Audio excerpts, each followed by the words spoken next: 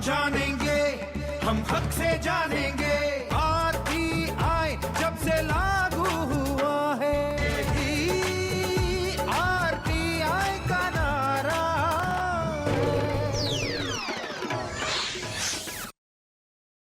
नमस्कार, जानने का हक में आपका स्वागत है। मैं हूं प्रकाश दास। एक ऐसा कार्यक्रम जो आपके लिए लेकर आता है सूचना के अधिकार से जुड़े तमाम मुद्दों को, ताकि आप इस कानून का इस्तेमाल बेहतर तरीके से कर सकें। और आज हम इस कार्यक्रम में बात करेंगे कि जो लगातार लंबित मामले हैं, लंबित शिकायतें हैं, उन पर आखिर क्या पहल हो रही है। आखिर इन लंबित मामलों के पीछे क्या कारण है। कई आंकड़े कहते हैं कि पूरे देश करें जो अधिकार के तहत लंबे लाख ऊपर जा रहा है, जिसमें एक बड़ी भागीदारी सूचना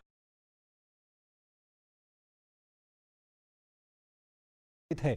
आखिर किस तरह की परेशानियां आ रही हैं, क्या इसका हल हो सकता है, इस पे हम बातचीत करेंगे।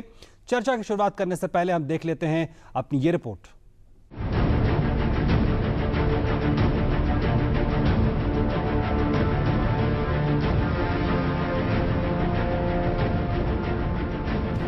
पूर्व रक्षा सचिव आर.के. माथुर देश के नए मुख्य सूचना आयुक्त होंगे। सीआईसी का पद पिछले करीब एक पखवाड़े से ज्यादा समय से विजय शर्मा का कार्यकाल पूरा होने के बाद से खाली था। आयोग में एक मुख्य सूचना आयुक्त और 10 सूचना आयुक्त होते हैं। एक आधिकारिक आंकड़े के मुताबिक अभी आयोग में करीब 33,000 से ज्यादा शिकायतें और अपील लंबित है।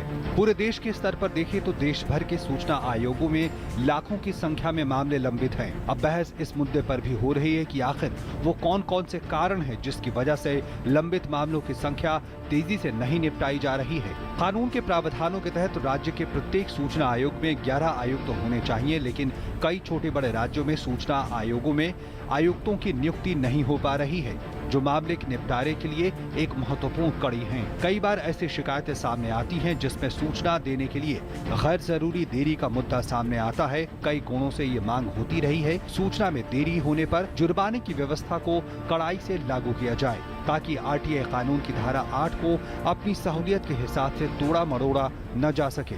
कई राज्यों में ये मामले भी सामने आए हैं, जिसमें अलग अलग अधिसूचना सूचनाओं को पाने में बाधा के रूप में सामने आए हैं। यहाँ भी कानून को स्पष्ट तरीके से लागू और परिभाषित करने की जरूरत महसूस की जा रही है। एक बड़ा मुद्दा जो इस कानून के सामने है वो है सूचना के अधिकार की धारा 4, जिसके तहत हर सरकारी दफ्तर को 17 बिंदुओं पर स्वयं सूचना जारी करने का आदेश है। अगर इसका पालन किया जाए तो सूचना आवेदनों की संख्या में भारी कमी की उम्मीद कर सकते हैं। मोटे तौर पर देखा जाए तो सूचनाओं की संख्या तेजी से बढ़ी है। अब जरूरत है कि पूरी व्यवस्था भी उसके मुताबिक अपने आप को चुस्त दुरुस्त करे। तो देखा जाए तो लंबित जो मामले हैं वो एक धीरे धीरे गंभीर समस्या बनते जा रहे हैं। और जिस तरह से कहा जाता है कि अगर जो है फैसला, अगर न्याय देर से मिले तो वो न्याय नहीं होता। उसीलिए क्या ये कह सकते हैं कि अगर सूचना समय पर ना मिले तो क्या वो सूचना उतनी उपयोगी हो सकती है अगर वो समय पर आती। और हमारे साथ इस मुद्दे पर चर्चा करने के लिए दो बेहद खास मेहमान हमारे स्टूडियो में जुड़े हुए हैं। हमारे साथ हैं एमएल शर्मा जी, जो पूर्व मुख्य सूचना आयुक्त हैं, और हमारे साथ हैं अंजलि भारद्वाज, जो जानी मानी आरटीआई कार्यकर्ता हैं। आप दोनों का बहुत बहुत स्वागत है। शर्मा जी, अगर आपसे हम शुरुआत करें तो एक बड़ा आंकड़ा सामने आता है जहां तक लंबित मामलों की बात है, शिकायतों की बात है। आपको लगता है जो ये देरी हो रही है, ये जो एक लक्ष्य था आरटीआई कानून का, उसके तहत अगर देखा जाए तो कितनी गंभीर बात ये लगती है आपको? जहाँ तक आरटीआई एप्लीकेशंस का सवाल है, उसमें तो कानून में प्रावधान है कि 30 दिन के अंदर उसका फैसला होना चाहिए। और जहाँ तक फर्स्ट अपील्स का सवाल है, उसमें भी 30 दिन तक फैसला होना चाहिए। लेकिन जो सेकंड अपील चाहे सेंट्रल इंफॉर्मेशन कमीशन के सामने आती है या स्टेट इंफॉर्मेशन कमीशन के सामने आती है, तो उसमें कोई समय सीमा निर्धारित नहीं है।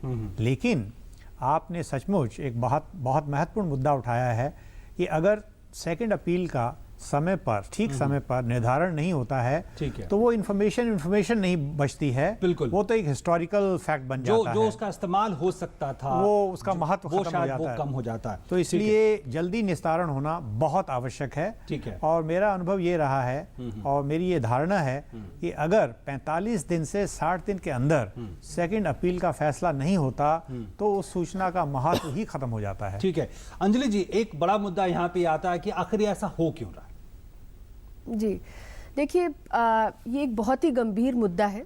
जैसा आपने कहा, जिस तरीके के आंकड़े हैं कि अगर पूरे देश में देखा जाए, यदि किसी को सूचना नहीं मिलती तो उनके पास अपील में जाने का एक प्रावधान है। दूसरी अपील में वो आयोग के पास जाते हैं। आयोग में लोगों को सालों तक इंतजार करना पड़ रहा है। हमने एक शोध किया था, उसमें ये निकल के आया कि कई राज्यों में तो 60 साल तक का भी समय लग सकता है जब कोई जाके अपील डाले और उसकी सुनवाई के बीच में। यानी अगर वो सूचना आज डालता है तो हो सकता है कि विपेंडेंसी के कारण 60 साल लग जाए जी। उसको सूचना और मिलने में। ऐसे केसेस में हम ये देख रहे हैं कि क्यों हो रहा है इस तरीके का जो विलंब है, इतना समय तक पेंडेंसी क्यों बढ़ती जा रही है। उसका एक मुख्य कारण ये है कि कई राज्यों में कोई सूचना आयोग में आयुक्त है ही नहीं। बहुत सारे ऐसे यानी राज्य खाली रहे पड़े हैं पद जहां पर सारे ही पद जो आयुक्त के हैं वो खाली पड़े हैं। ना कोई मुख्य सूचना आयुक्त है और ना ही कोई अन्य सूचना आयुक्त है, जबकि कानून में क्लियर प्रावधान है कि एक मुख्य सूचना आयुक्त और साथ में 10 सूचना आयुक्तों की नियुक्ति हो सकती है। दूसरी बात यह है कि बहुत ज़रूरी है और ये बहुत समय से भी बात चल रही है कि आयोगों में भी सभी आयुक्तों को मिलके एक निर्णय लेना चाहिए कि उनको क्या लगता है कि कितने केसेस का निपटारा किया जाएगा एक साल में। तो कुछ नॉर्म सेट होने कोई चाहिए। समय सीमा या कोई केस समय कितने सीमा समय में? कानून कानून में नहीं है। हाँ, हाँ। वो एक बड़ी दिक्कत है, जैसे कि मिस्टर शर्मा ने अभी कहा। पर साथ ही में जो आयोग है, ज्यादातर आयोगों ने सेट नहीं कर रखा कोई भी नॉर्म, और आयुक्तों की जो नियुक्ति है वो भी बिल्कुल करी नहीं जाती समय से। राजस्थान में हमने देखा, असम में, मणिपुर में, मध्य प्रदेश में सालों तक जो आयोग है वो बिल्कुल खाली पड़े हैं। तो ऐसे में कोई केस का निपटारा हो ही नहीं रहा। एक और बड़ा मुद्दा अंजलि जी, मैं आपसे जानना चाहूंगा कि क्या जिस तरह से आरटीआई आवेदनों की संख्या बढ़ी है, क्या वो एक समस्या हो सकता है? हम ये जानते हैं कि खाली पद हैं, वो उनको रिजॉल्व करने वाले लोग नहीं है, लेकिन जिस तरह से संख्या बढ़ रही है, जिस तरह से जो तमाम जो कार्यालय हैं वहां पे और भी जो दूसरे काम होते हैं, उसके साथ साथ इन कामों का बढ़ना, आपको लगता है ये इसका एक पक्ष हो सकता है? देखिए, सूचना का अधिकार कानून इसलिए आया क्योंकि हमारे जैसे देश में जहां पर डेमोक्रेसी है वहां पर लोगों को पूरा अधिकार बनता है। हमारे संविधान में इस अधिकार को माना गया है, आर्टिकल 19 से फ्लो करता है। तो लोगों के पास अधिकार है, वो इस अधिकार का इस्तेमाल कर रहे हैं। किस तरीके के लोग इस कानून का इस्तेमाल कर रहे हैं? ज्यादातर ऐसे लोग जिन्हें अपने बिल्कुल मौलिक अधिकार भी नहीं मिल रहे, चाहे वो राशन हो, चाहे पेंशन हो, चाहे स्वास्थ्य व्यवस्था हो, उनको जब सही से नहीं मिलती है तब वो जाके सूचना लगा के पूछते हैं कि मेरा राशन क्यों नहीं आया, कब तक आएगा, ऐसे से सवाल लोग पूछ रहे हैं। ऐसे में यदि हम देखें कि किस प्रकार की सूचना ज्यादातर मांगी जा रही है विभागों से, वो ऐसी है जो कि सूचना के अधिकार धारा 4 के तहत खुद ब खुद सरकार को लोगों तक पहुंचानी होती है। सरकार वो काम नहीं कर पाती और सही से नहीं कर रही उसका क्रियान्वयन। राज्यों में भी ये स्थिति राज्यों में भी और केंद्र में भी, और उसके कारण लोगों को मजबूरन सूचना के अधिकार में अर्जी लगानी पड़ रही है। हमने जो शोध किया था उसमें ये पूरा तरह से निकल के आया था कि 70% ऐसे मामले हैं, ऐसे एप्लीकेशंस आ रहे हैं जहां पे लोगों को एप्लीकेशन लगाने की जरूरत ही नहीं पड़नी चाहिए थी, धारा 4 का यदि क्रियान्वयन सही से होता। अब इसमें मैं एक बात जरूर जोड़ना चाहूंगी कि चाहे धारा 4 का क्रियान्वयन हो, चाहे सही से सूचना समय पे मिलने की बात हो, इस सब चीजों में आयोग का बहुत बड़ा हाथ है।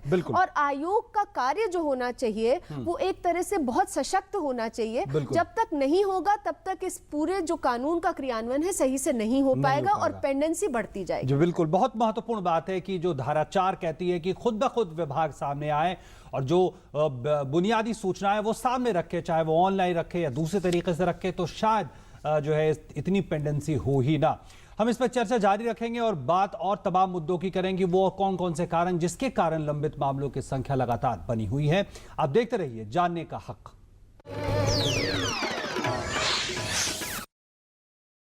लाइफ है प्यारी सी, जी लो हंसी खुशी, प्लानिंग करो अब लाइफ की, सेविंग्स करो इंश्योरेंस पाओ। LIC के न्यू एंडोमेंट प्लान में पाइए बचत के साथ सुरक्षा भी। घर अपने खुशियां ले आओ।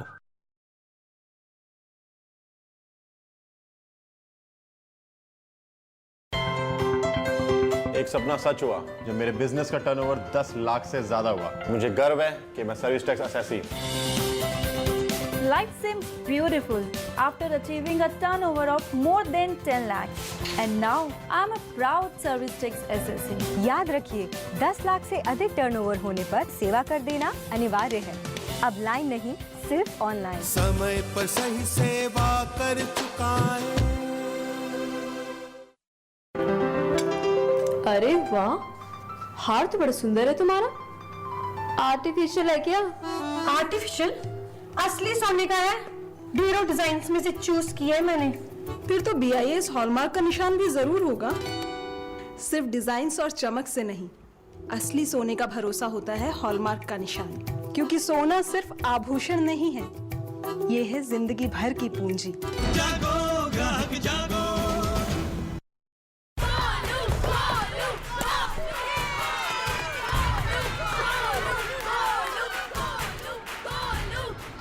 बैटिंग तो अर्जुन कर रहा है, तो सब गोलू के लिए क्यों चीयर कर रहे हैं? वो तो घर पर बैठा है। अरे तुम्हें नहीं पता, वो इसलिए नहीं आया ताकि हमें इन्फेक्शन ना हो। H1N1 फ्लू को फैलने से रोका जा सकता है। बुखार के साथ खांसी और छींक होने पर सार्वजनिक जगहों से दूर रहकर H1N1 फ्लू को फैलने से रोक सकते हैं। इन्फेक्शन रोको, बनो हीरो। इलाज सिर्फ चुने हुए अस्पतालों में उपलब्ध। उंगली थाम के जिसने चलना सिखाया, कड़ी मेहनत करके हमको पढ़ाया, हमारी खुशियों को अपनी खुशी बनाया, जिंदगी के हर सुख दुख में जो एक साया बनकर साथ रहे।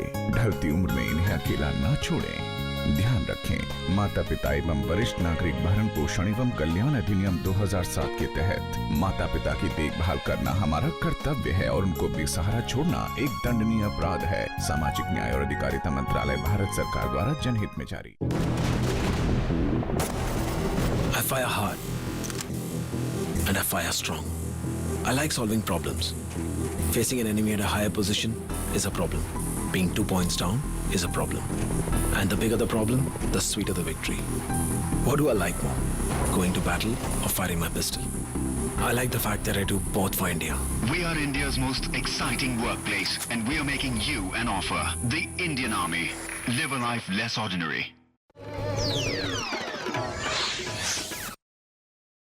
और ब्रेक के बाद एक बार फिर से आपका स्वागत है। आप देख रहे हैं जानने का हक। और एक चर्चा में जो बात ब्रेक से पहले निकल कर आ रही थी कि जो कानून, सूचना के अधिकार कानून की धारा 4 के तहत जो तमाम प्रावधानों के तहत ये बात भी सामने आती है कि जो तमाम विभाग हैं वो बुनियादी सूचनाओं के साथ सामने आए, और जो अगर ये सूचनाएं सामने आती तो शायद ज़रूरत ना होती बहुत सारे शिकायतों की, बहुत सारे RTI आवेदनों की। इमल शर्मा जी, क्या आप कहेंगे जो ये मामला है, धारा 4 का मामला, ये कितना आपको लगता है कि यहाँ पे महत्वपूर्ण हो जाता है? बहुत बहुत महत्वपूर्ण है। मैं अंजलि जी से पूर्णतः सहमत हूँ कि अगर धारा 4 में वॉलंटरी डिस्क्लोजर्स होंगे गवर्नमेंट द्वारा, पब्लिक अथॉरिटीज द्वारा, तो RTI एप्लीकेशंस को लगाने की जरूरत ही नहीं रहेगी। तो ऐसा क्यों नहीं हो जाएगी? इसमें कुछ तो ढीलापन है जो हमारे पब्लिक अथॉरिटीज हैं उनका, और कुछ सच बात तो ये है कि हालांकि उसमें 17 पॉइंट्स दिए गए हैं जिनमें डिस्क्लोजर करना है, लेकिन डिस्क्लोजर की फॉर्मेट क्या हो अभी तक कोई उसको बना नहीं पाया है, क्योंकि इसके लिए कोई नॉर्म्स बने नहीं है। कारण यह है कि एक ही डिपार्टमेंट में डिफरेंट लेवल्स पे डिफरेंट तरह के डिस्क्लोजर होते हैं, तो अपनी मर्जी से कुछ थोड़ा बहुत डिस्क्लोजर कर रहे हैं। जैसे मान लीजिए होम मिनिस्ट्री है या DG ऑफिस है, तो DG लेवल पे एक तरह का डिस्क्लोजर होना चाहिए, डिस्ट्रिक्ट लेवल पे दूसरे तरह का डिस्क्लोजर होना चाहिए, थाना लेवल पे तीसरे। फॉर्मेट क्या होगा? अच्छा, फिर इसका स्टैंडर्डाइजेशन वैसे हो भी नहीं सकता, क्योंकि जो रेगुलेटरी डिपार्टमेंट्स में अलग डिस्क्लोजर होगा, जो इंजीनियरिंग डिपार्टमेंट उनका अलग होगा, जो रिसर्च अलग होगा। प्रॉब्लम है, लेकिन सच असली प्रॉब्लम तो ये है कि किसी ने इसमें बहुत सीरियसली कोई एफर्ट भी नहीं किया है। तो ये एक बहुत बड़ा मुद्दा है। अगर वॉलंटरी डिस्क्लोजर ज्यादा होते हैं तो RTI एप्लीकेशंस लगाने की आवश्यकता ही कम होगी। हमें ये मानना पड़ेगा कि RTI का अधिकार जो है, सूचना का अधिकार है, इसको आप सीमित नहीं किया जा सकता है। ठीक बात। ये असीमित रहेगा। तो इसलिए इसके असीमित रहते हुए हमें क्या करना है कि कम सूचना मांगे, कम फर्स्ट अपील हो, कम सेकंड अपील हो, उसका हमें प्रयास करना पड़ेगा। ठीक है। एक बात और कही जाती है कि क्या जो जुर्माने की व्यवस्था है इसके तहत, अंजलि जी, क्या वो सही तरह से लागू नहीं हो रही है, उसको सही से प्रभावी नहीं किया जा रहा है, इसलिए थोड़ी टालम टोल का रवैया होता है राज्यों में? क्या ये कितना बड़ा मुद्दा आपको लगता है? नहीं, ये बहुत बड़ा मुद्दा है, क्योंकि जो कानून है यदि हम उसको पढ़ें उसमें बहुत स्पष्ट है कि यदि समय से सूचना नहीं मिलती तो जो सूचना अधिकारी थे, जन सूचना अधिकारी थे, उनकी सैलरी से 250 रुपए प्रतिदिन के हिसाब से एक जुर्माना कटना है। जो जन सूचना अधिकारी हैं। जी। अब अनफॉर्चुनेटली हमें देख रहे हैं कि इतने केसेस हैं, लार्ज परसेंटेज ऑफ केसेस हैं जिसमें विलंब बनता है, पर उसमें क्योंकि जुर्माना नहीं लगाया जाता तो एक सिग्नल जाता है कि अगर आप नहीं देंगे समय से सूचना या पूरी सूचना नहीं भी देंगे तो कोई दिक्कत नहीं है। तो हमें ये लगता है कि जुर्माने का जो मामला है ये बहुत ही गंभीर मामला है, और हम शुरू से यही कहते आ रहे हैं, सभी आयुक्तों से हमारी यही एक गुजारिश रही है कि बिल्कुल एक जुर्माना लगाया जाए जिससे कि इसको एक सीरियसनेस से अप्रोच किया जाए। और हम देख रहे हैं कि जब शुरू हुआ था कानून तब एक डर था कि यदि हम सूचना नहीं देंगे तो जुर्माना लगेगा। अब ऐसा ऐसा सभी सरकारी जो महकमे हैं वहां पर ये डर खत्म होता जा रहा है, जो कि एक बहुत ही चिंता का विषय है। इसको भी देखना आयोग का काम है कि इसको देखना बिल्कुल आयोग का काम है। और मैं धारा 4 पे भी यही कहूंगी, आयोगों की नियुक्ति पे भी यही कहूंगी कि देखिए ये जो पूरा मामला है, धारा 4 का सही से क्रियान्वयन ना होना, जो आयुक्त हैं उनकी नियुक्तियां ना होना, ये सारी इच्छा शक्ति का मामला है। यदि राजनीतिक इच्छा शक्ति हो, सरकार में इच्छा शक्ति हो, तो कोई भी कारण नहीं है कि सही से फॉर्मेट्स बनाकर वो डाले ना जाए, सूचना ना डाली जाए, नियुक्ति नहीं की जाए। ये तो समझ में ही नहीं आती हमें बात। निश्चित तौर पे इच्छा शक्ति तो एक मुद्दा है ही, और इसके अलावा और जो कारण गिराया जाता है उसमें कई बार सामने आते हैं राज्य जो अपनी तरफ से कई बार अलग अलग तरह के नोटिफिकेशन निकालते हैं, कई बार कुछ अदालती ऐसे मामले होते हैं। क्या ये भी एक बड़ा मुद्दा है लंबित शिकायतों की, जहां तक बात करें तो इस पे बात करेंगे। फिलहाल रुक रहे हैं एक छोटे से ब्रेक के लिए। These days, it's important to have an updated resume. Here's mine. Praful Kumar, Major Praful Kumar, Para Special Forces. 3 years served in a hostile zone. Tough assignment. Special service in J&K. Made some friends there. Combat free fall specialist. Willing to shed blood. As you can see, I wear my heart on my sleeve and my resume on my uniform. Which other company lets you do that? We are India's most exciting workplace, and we are making you an offer. The Indian Army. Live a life less ordinary. दीदी ये देखो।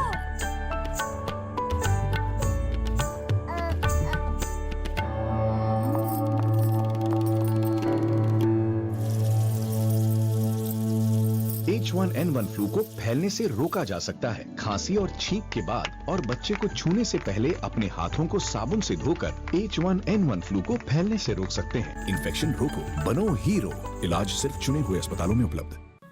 धीरे धीरे सब जान गए हैं कि हम जैसे बिना MRP, वजन और यूज बाय डेट लिखे हुए पैकेट गलत हैं। हाँ, तभी तो कोई हमें अपने साथ नहीं ले जाना चाहता है। उम्मीद मत छोड़ो पैकेट भाई, कोई तो होगा ही जिसे दुकानदार चाचा बेवकूफ बना लेंगे। सही पैक पर वस्तु की कीमत, वजन, निर्माता कंपनी का नाम तथा इस्तेमाल की तारीख जरूरी है। आप बताइए, आप जानने वालों में से हैं या बेवकूफ बनने वालों में से? जागो ग्राहक जागो। उंगली थाम के जिसने चलना सिखाया, कड़ी मेहनत करके हमको पढ़ाया, हमारी खुशियों को अपनी खुशी बनाया, जिंदगी के हर सुख दुख में जो एक साया बनकर साथ रहे, ढलती उम्र में इन्हें अकेला ना छोड़ें।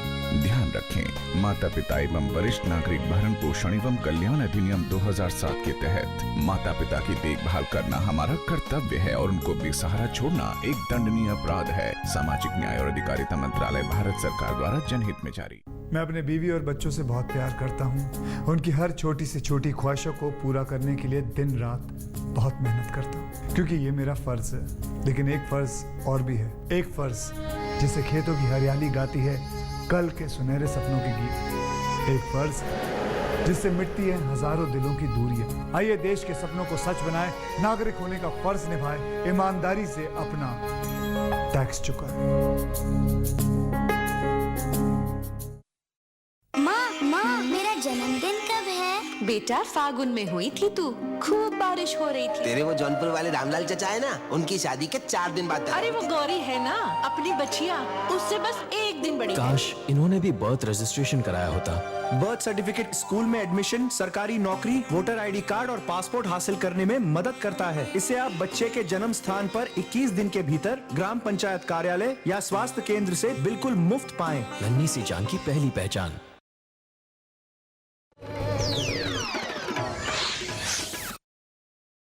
और ब्रेक के बाद एक बार फिर से आपका स्वागत है। आप देख रहे हैं जानने का हक और हम बात कर रहे हैं आरटीआई कानून के तहत जो लंबित मामलों की संख्या है उसकी और तमाम कारणों की हम चर्चा कर रहे हैं। और एबल शर्मा जी, एक बात जब मैं इस पूरे मामले पे पढ़ रहा था तो एक मुद्दा यह भी निकल कर आ रहा था कि कई बार कुछ अदालतों का दखल इस तरह से होता है, कई बार कुछ राज्य नोटिफिकेशन कुछ इस तरह का निकालते हैं जिसके कारण सूचनाएं नहीं मिल पाती। उदाहरण के लिए एक बार मध्य प्रदेश की एक घटना है जिसमें नोटिफिकेशन निकाला गया कि गृह विभाग आरटीआई से बाहर होगा।